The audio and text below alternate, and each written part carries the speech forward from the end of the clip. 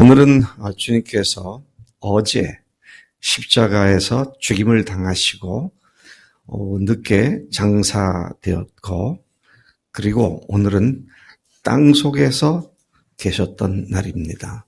밤낮 사흘을 땅속에 있으리라.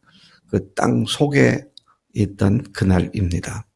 어제 그분께서 운명하실 때 있었던 일이 오늘 44절부터 49절까지에 소개되어 있고, 50절부터 56절까지는 그분의 장례가 어떻게 치루어졌는지, 공회 의원이었던 요셉이라고 하는 사람이 시체를 빌라도에게 요구하고 무덤에 넣어두었다.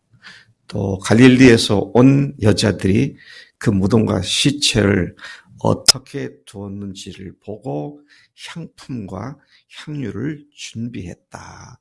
이것이 오늘 본문 말씀입니다. 두 가지 내용이 오늘 주된 내용을 이루고 있는 것이죠. 먼저 44절부터 49절까지를 보면 예수님께서는 아침 9시, 제6시죠. 제3시죠. 아침 9시에 십자가에 달리셨고 오후 3시에 숨을 거두시기까지 6시간 동안 십자가 위에 달려 계셨습니다.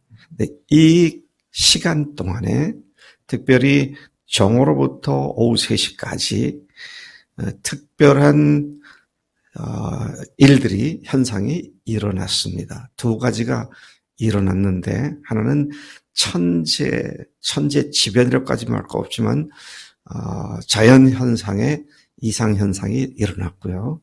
또 하나는 성전의 휘장이 위로부터 아래까지 쫙 찢어져서 두 쪽이 되어버린 그런 사건이었습니다. 첫 번째 현상, 자연현상은 십자가에 달리신 지 3시간쯤 지난 정오 때 갑자기 해가 빛을 잃고 온 땅에 어둠이 임하여 제9시 오후 3시까지 계속 지속되었다고 성경은 말하고 있습니다. 그리고 두 번째 일은 45절에 나와 있는 대로 성소와 지성소 사이에 있던 휘장이 한가운데가 찢어졌다, 그렇게 말씀을 하고 있죠. 이것을 마태복음 27장 51절부터 54절까지에 의하면 땅이 진동하고 바위가 터지는 일이 발생을 했습니다. 그러니까 해만 어두워진 것이 아니라 땅의 지축이 흔들리며 바위가 터지는 지진이 일어났다, 그런 말씀을 기록해주고 있는 것입니다. 해가 빛을 잃었다. 저는 이 장면을 묵상할 때마다 하나님의 피조물인 태양조차도 하나님이신 예수님이 십자가에 달리신 모습을 차마 볼 수 없어 빛을 잃었구나. 예수님이 세워진 십자가 위에 세워진 그 골고다가, 그 땅이 도저히 가만히 있을 수 없어 몸부림쳤구나. 그런 묵상을 하면서 생각을 해봅니다. 성소 휘장이 위로부터 아래까지 찢어져 둘이 된 두 번째 현상에 관하여는 히브리서 10장이 잘 말해주고 있죠. 히브리서 10장 19절부터 20절까지에서는 그 의미를 이렇게 말합니다. 그러므로 형제들아, 우리가 예수의 피를 힘입어 성소에 들어갈 담력을 얻었나니 그 길은 우리를 위하여 휘장 가운데로 열어놓으신 새로운 살 길이요, 휘장은 곧 그의 육체니라. 그분의 육체가 찢겨짐으로 말미암아 새로운 생명의 길을 하나님께서 열어주셔서 하나님의 은혜의 보좌 앞에 담력을 얻고 들어갈 수 있는 새 길을 마련하신 상징이 성소에 있었던, 성소와 지성소를 갈라놓았던 휘장을 두 쪽으로 찢어놓은 그런 사건을 의미하는 것으로 우리가 믿고 있습니다. 이런 두 가지 초자연적인 현상의 즉각적인 결과가 무엇이었는가? 즉각적인 현장에서의 결과는 예수님을 죽이는 일을 담당한 책임자와 그 병사들이 예수님을 하나님의 아들로 고백하는, 인정하는 그런 일이 발생을 했습니다.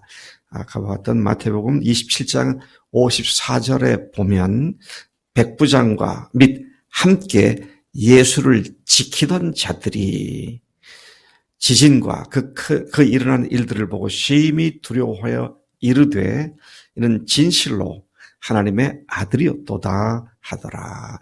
이방인들이었을 그들이, 백부장과 그 로마 군인들이 그들의 입으로 예수님의 운명하시는 그 장면과 그 현상 속에 이분은 정말 하나님의 아들이시구나, 그런 고백을 했음을 보게 됩니다.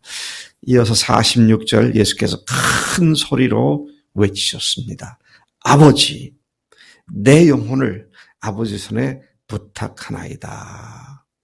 이 말씀을 하시고 숨지셨고 그날 골고다에서의 십자가 처형을 책임받았던 백부장이, 오늘 누가복음의 47절에 백부장이 그 되어진 모든 것을 보고 하나님께 영광을 돌려 이르되 이 사람은 정녕 의인이었다, 그렇게 말을 했습니다.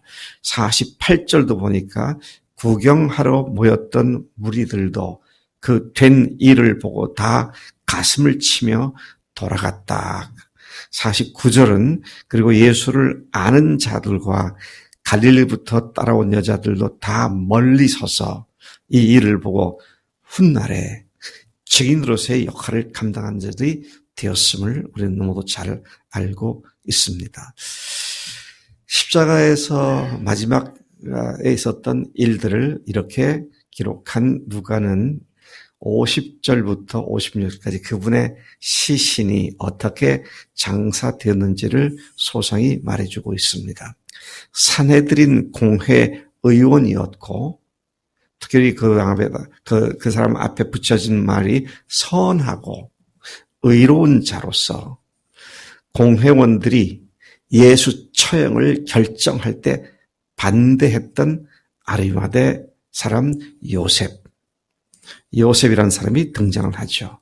근데 그를 또 수식하는 말이 뭡니까? 하나님의 나라를 기다리던 자다, 그렇게 말을 합니다. 한 사람 요셉에게 이렇게 많은 수식어가 붙어 있습니다. 그가 행한 일을 보면 참으로 놀라운 일을 했습니다.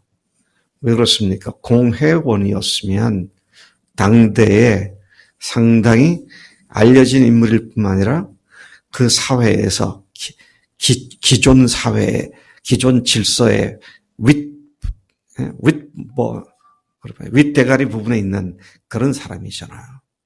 근데 그가 사형수, 그것도 자기가 하나님이라고 신성 모독을 가한 죄로 십자가에서 처형한 사형수를 빌라도에게 가서 그 시신을 달라고 요구하는 일이 결코 쉬운 일이 아니었을 겁니다. 제가 언젠가 아리마대 요셉이라고 하는 영화를 본 일이 있어요. 이 사건으로 요셉은 그 유대 사회에서 완전히 몰락을 합니다. 완전히 이단화가 되어버립니다. 그는 자기 전 생애를 걸고 이렇게 한 거죠. 근데 그를 일컬어 또 많은 사람들이 또 수식하는 수식어가 있습니다. 은밀한 제자, 그렇게 말을 합니다. Secret disciple. 성경에 보면 사복음서에 보면 2명의 은밀한 제자가 나옵니다. 하나는 니고데모죠. 밤에 왔다가 또 예수님을 두둔하는 말을 했다가, 그러고는 예수님을 장례하는 그 과정에서 니고데모가 또 역할을 하는 것을 봅니다. 여러분, 우리가 직장에서나 학교에서나 여러 사람들이 모인 곳에서 secret disciple, 은밀한 제자로서 지낼 때가 많이 있다 할지라도 결정적인 순간에까지도 그렇게 하면 안 된다는 말입니다.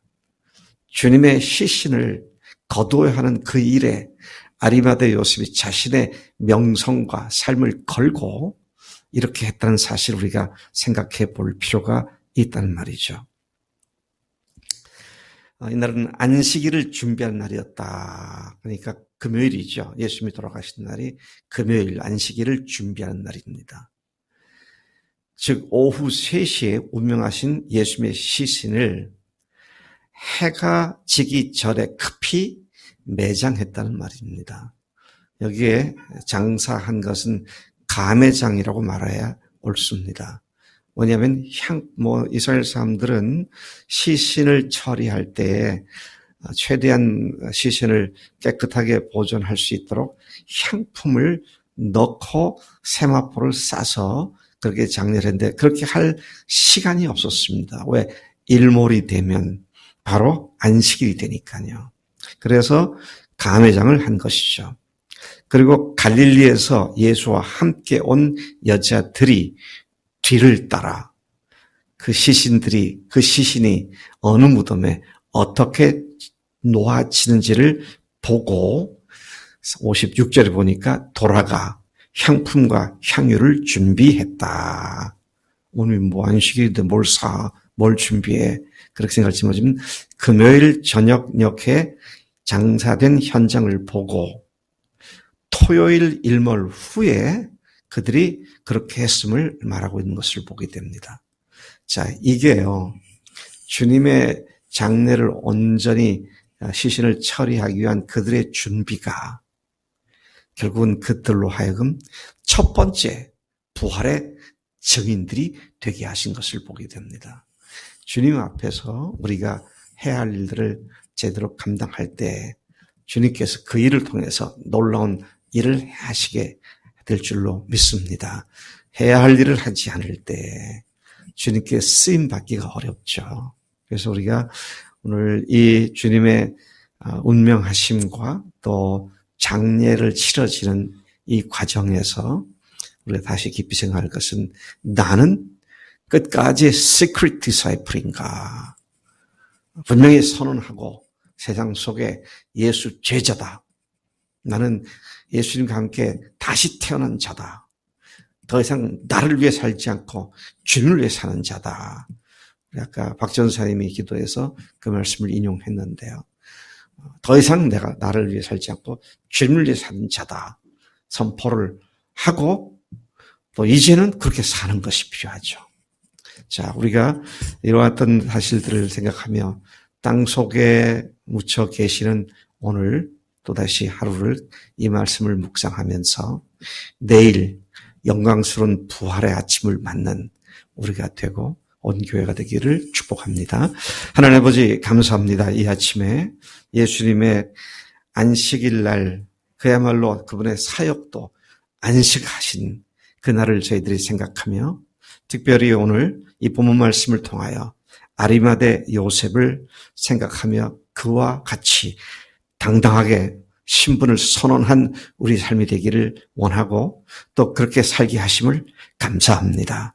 뿐만 아니라 주님 작은 일이었을지는 모르지만 시신을 처리하겠다는 그 주님께 대한 생각과 사랑의 헌신이 부활의 첫 증인이 되게 만드는 놀라운 역할을 감당하게 했는데 하나님 우리에게 주어진 작은 한 가지 일들이라도 최선을 다하여 감당함으로 참으로 하나님의 복음의 영광을 크게 드러내는데 쓰임받는 저희들이 되기를 소망하오니 저희들도 그렇게 성실하게 주님께 헌신토록 역사해 주실 줄로 믿습니다. 감사하고 예수님의 이름으로 기도를 쌉나이다. 아멘. 아멘.